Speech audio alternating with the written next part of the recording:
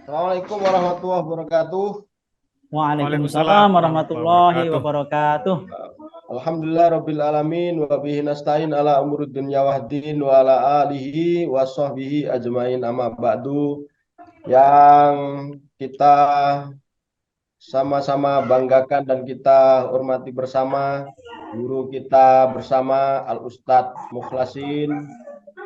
Beliau ini guru kita waktu kita nyantri di KMI Al Islah. Beliau juga sebagai wali kelas kita waktu di Putra, itu mulai kelas 4 sampai kelas 6 beliau itu. Jadi kalau ada top rekor muri wali kelas, beliau ini spesial. Kelas 4, 5, 6 ya. Oh, Kelas 4, 5 dan 6 gitu, Sat. berurut-urut ya.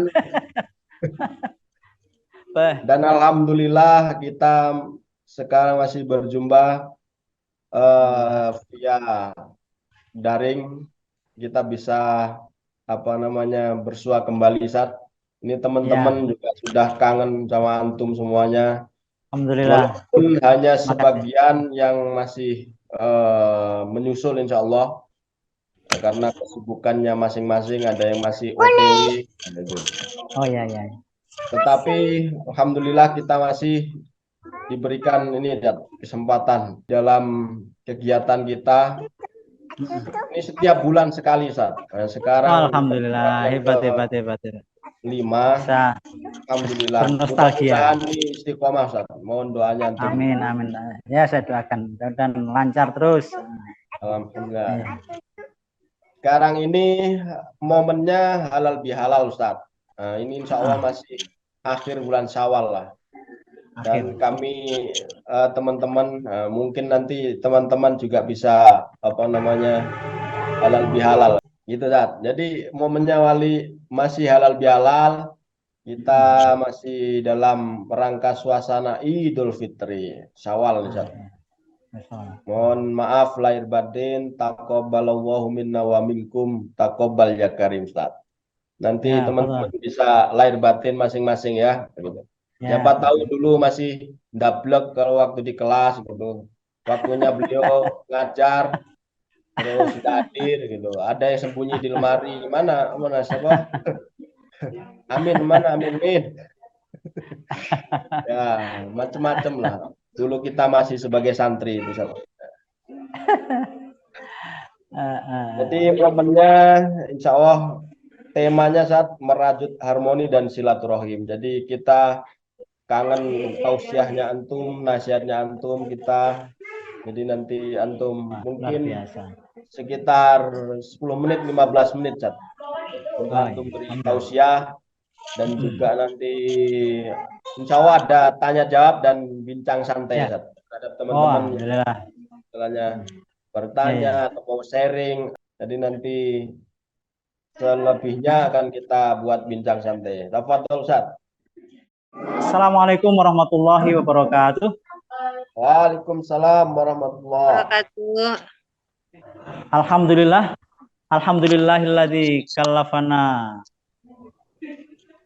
bisalawatil maktubah wa ja'alahu Allah subhanahu wa ta'ala du'an wasilatan lil muslimin wal maghfirah. Asyhadu an la ilaha illallah wa asyhadu anna Muhammadan abduhu wa rasuluh. Wa ba'du. Pertama-tama marilah kita senantiasa panjatkan rasa syukur kepada Allah Subhanahu wa taala. Malam ini kita bisa bersua melalui Zoom meeting. Mudah-mudahan pertemuan ini menjadikan pertemuan yang barokah, yang bermanfaat buat kita semua. Salam semoga senantiasa dilimpahkan kepada junjungan kita Nabi Muhammad SAW yang telah membimbing kita, mengarahkan kita sehingga kita akan agama yang mulia ini, yaitu agama Islam. Yang saya hormati, yang saya sayangi, saya cintai para kiai. Ada Kiai Mujahidin, Kiai Nail, dan kiai-kiai yang lain yang dulu dialislah dengan penuh suka dan duka mungkin Ada yang dapat musibah dari saya, dicubit di ini dan itu. Tadi disampaikan ada momen halal bihalal. Kalau ketika itu saya belum bisa dan sempat minta maaf, pada kesempatan yang baik ini, momen Syawal ini saya ucapkan minal aidin wal faizin, mohon maaf lahir dan batin. Dan kesempatan ini adalah kesempatan yang baik ketika Rasul Sallallahu Alaihi Wasallam bersabda, "Man shoma Ramadhana imanan wa ihtisaban ghufira lahu ma taqaddama min dzambih." Maka ada penjelasan di situ, ternyata bukan hakul Adam. Maka kalau hak Adam, kita harus tetap minta maaf. Dan pada kesempatan yang baik ini, saya sekali lagi saya sampaikan mohon maaf lahir dan batin. Para kiai yang saya cintai, murid-murid saya yang saya sayangi, pada kesempatan yang baik ini saya ingin mengingatkan kepada diri saya pribadi khususnya dan umumnya kepada kita semua bahwa kita ini alumni KMI, Kulliyatul Mubalighin Al-Islamiyah. Kalaulah disebut Al-Mubalighin, tidak bisa dipisahkan bahwa kita ini seorang mubaligh, seorang da'i. Maka sudah seyogianya siapapun kita profesinya, dimanapun kita berada, jangan sampai lupa label yang sudah ditobekkan, dicapkan kepada kita sebagai seorang mubaligh ini kita bawa dan kita terapkan dimanapun dan sampai kapanpun. Hal ini kita perkuat dengan firman Allah Subhanahu wa taala yang berbunyi, ud'u ila sabili rabbika bil hikmati wal mau'izatil hasanah wajadilhum billati ahsan. Serulah kepada jalan Tuhanmu bil hikmah dengan hikmah, wal mau'izatil hasanah dengan nasihat, wajadilhum dan bermujadalah billati ahsan dengan metode yang baik. Salah satu usul, salah satu dasar kenapa kita ini harus menjadi mubaligh, kita ini harus menjadi da'i. Karena pada hakikatnya selain kita alumni dari Kulliyatul Mubalighin, di sana ada hal yang mendasari dari firman Allah, yaitu hendaknya kita disuruh menyeru kepada jalan Allah Subhanahu wa taala.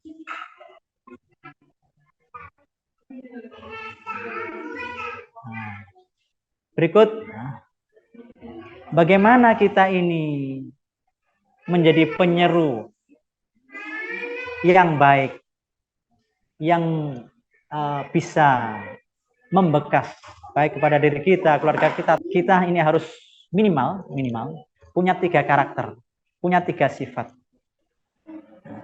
Jadi untuk menjadi, tadi kan sudah didasari kita ini mubaligh, background pendidikan kita sudah mengarah ke sana dan dasarnya adalah jelas.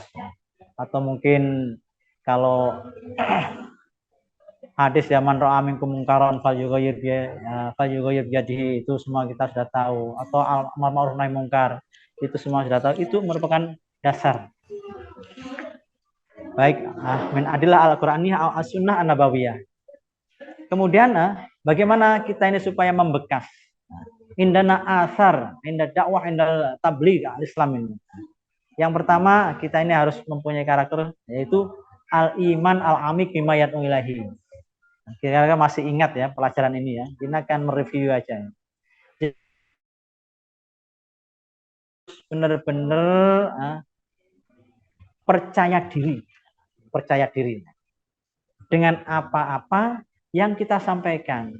Tentunya bukan modalnya boneka, tetapi harus paham dengan apa yang hendak kita sampaikan. Karena kita membalik, jangan sampai nggak paham. Itu. Jadi banyak pemahaman yang kita lihat fenomena yang baru-baru ini, misalnya ketika pondok tertentu menanamkan nilai kebebasan, ternyata kebebasannya menjadi kebebasan tak terkendalikan, sehingga menggabungkan mungkin hal-hal yang tidak wajar, misalnya seperti dalam sebuah ritual khutbah misalnya Idul Fitri ini yang sangat populer baru-baru ini disampaikan oleh seorang perempuan. Nah, ini salah satunya. Ini sebuah fenomena yang berkembang saat ini, sangat populer saat ini. Itu makanya harus benar-benar paham apa yang kita sampaikan. Yang kedua adalah seorang dai, seorang mubaligh itu harus al-ittisal wasik, mempunyai hubungan yang erat dengan yang Maha Kuasa. Seperti Al-Islah ini sudah menanamkan dasar-dasar itu, seperti sholat duha, sholat malam, tilawatul Quran, luar biasa. Ini sudah mendasari itu semua agar hubungan dengan Allah Sang Pencipta itu sangat kuat. Jadi jangan sampai seorang mubaligh itu meninggalkan tahajud, mungkin begitu. Pesan pimpinan pondok almarhum Allah yarham Kiai Haji Muhammad Maksum, jangan tinggalkan sholat malam, beristighfar dan sebagainya itu senantiasa hendaknya kita pegang. Yang ketiga, yang terakhir adalah al-wa'yu al-kamil, kesadaran yang total. Kesadaran ini bisa dimulai dari kesadaran diri kita sendiri. Jadi di dalam kita berdakwah, bertabligh, mubaligh ini harus sadar diri kita ini. Kalau kita ini seorang yang hafalannya sedikit, ya harus ditambah. Seorang yang mudah pelupa, ya jangan sampai tidak diulang-ulang sebelum menyampaikan. Sehingga kita harus tahu diri kita ini siapa. Kalau kita nggak paham kaitannya dengan itu, jangan coba-coba menyampaikan hal tersebut. Ini terkait dengan kesadaran yang total terhadap diri kita sendiri. Yang kedua, kita ini harus sadar terhadap kepada siapa kita ini berbicara. Ada alumni kita yang mengajar mungkin di TK, di SMA, jadi dosen dan sebagainya, karena gelarnya sudah layak untuk jadi dosen, mungkin begitu. Itu berbeda di dalam menyampaikan dakwah itu kepada anak TK, mungkin lebih banyak bernyanyi dan sebagainya. Mahasiswa mungkin banyak diskusi seperti mungkin pada malam hari ini. Yang ketiga daripada kesadaran yang sempurna itu adalah biwaki dakwah. Jadi harus sadar terkait dengan dunia dakwah dan permintaannya. Kalau sekarang dai ini harus juga update lah, paham komputer, informatika ya. Kalau pun toh nggak total ya mungkin harus tahu sedikit demi sedikit dan sebagainya. Karena pada hakikatnya dunia informatika ini sangat pesat perkembangannya dan itu tidak bisa dibendung. Maka seorang dai juga harus update terkait dengan masalah itu. Jadi ada 3 supaya kita ada pengaruh dalam berdakwahnya. Saya ulangi, harus paham materi yang hendak disampaikan. Yang kedua adalah mempunyai hubungan yang kuat dengan Yang Maha Kuasa. Yang ketiga adalah kesadaran total kepada dakwah itu sendiri dan kebutuhannya, kepada dirinya dan kepada siapa kita berbicara. Itu hendaknya sifat yang harus ada dalam diri kita. Kemudian media dalam berdakwah itu juga diperlukan, penting. Karena media atau sarana itu juga sangat berpengaruh di dalam kesuksesan kita berdakwah. Ada 2 media yang sifatnya global, yaitu maknawiyah. Maknawi itu media yang kaitannya dengan hati atau pikiran. Itu bisa, hati itu ya bisa tumaknina, khusyuk, jujur, kemudian tawadhu. Ini sifatnya maknawiyah. Akhlak mahmudah, karimah ini. Kita tidak bisa membayangkan ketika seorang dai sarana maknawiyahnya itu misalnya pemarah, pengumpat, pengadu domba, nampaknya akan tidak berdampak di dalam berdakwah ketika hal-hal itu masih muncul dalam benak kita. Jadi pilihannya harus kita mendidik hati kita ini supaya hilang min amrodil qulub. Itu hendaknya harus kita jaga hati kita ini. Kemudian Al-Madiyah ya seperti mungkin Al-Madiyah materi ya, bisa saja keuangan yang cukup, fisik yang mumpuni, kemudian kesehatan atau mungkin ya HP dan sebagainya. Ini adalah Madiyah, sifatnya materi. Nah, kalaulah sarana media itu sudah kita siapkan, maka yang terakhir adalah kita ini harus paham dengan tantangan, minimal tantangan itu dari diri kita sendiri. Kalau tadi ada media kaitannya dengan hati, maka tantangan yang ada dari diri kita itu, kalau kita melihat biografi kita di pondok, itu adalah satu yang sangat berbahaya, itu yaitu malas. Malas ini kalau kita tidak berusaha, di pondok sudah malas dan sebagainya, mungkin keluar dari pondok juga begitu. Tetapi kalau malas ini kita usahakan untuk hengkang dari diri kita, ya insya Allah bisa. Hal ini mengingatkan kepada doa yang diajarkan Nabi, Allahumma inni a'udzubika minal ajzi wal kasal. Ya Allah, saya berlindung kepadamu dari lemah dan malas.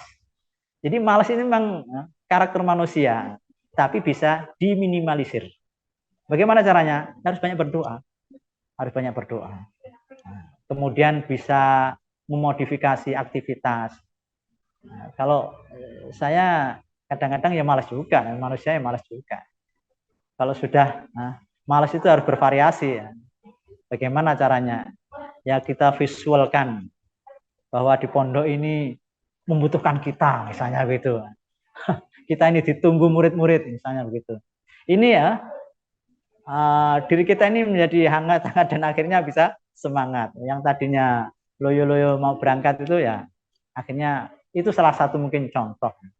Kemudian Abidullah sering menyampaikan, anak-anak didik kita itu besok yang mengundang kita untuk masuk surga luar biasa. Ini kadang-kadang bisa memvisualkan, atau ingat ketokohan pimpinan pondok Habib Muhammad Maksum, bagaimana sudah diinfus dan sebagainya, masih semangatnya begitu dengan pantunnya yang sangat populer.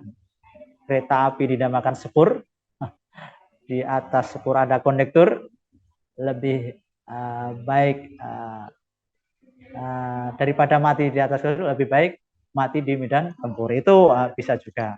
Ini adalah salah satu metode yang mungkin bisa kita sharing bersama-sama, dan itulah yang bisa saya sampaikan. Mudah-mudahan bisa sedikit motivasi agar kita ini, yang pertama, jangan lupa bahwa diri kita ini seorang mubalik, seorang dai, dimanapun, apapun profesinya, bisa menyampaikan. Sehingga tidak ada hukum dakwah itu fardu kifayah, tidak ada.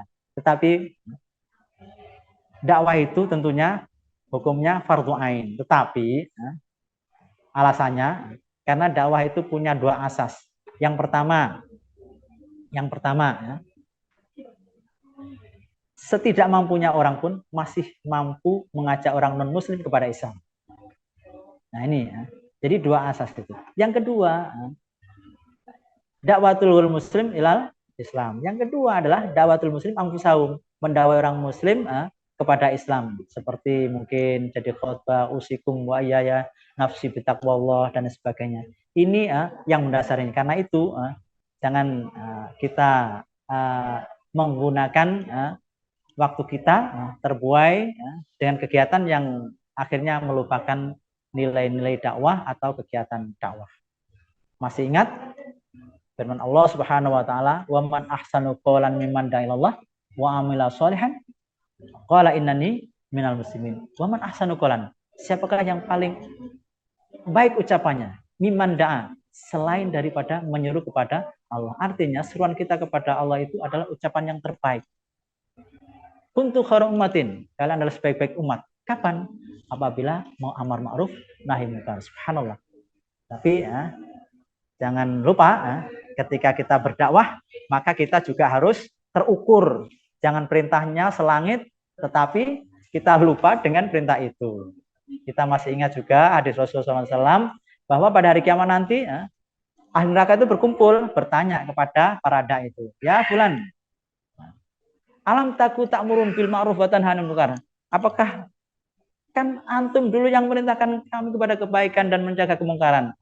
Apa jawab dai itu? Qala bala. Iya, memang saya menurut.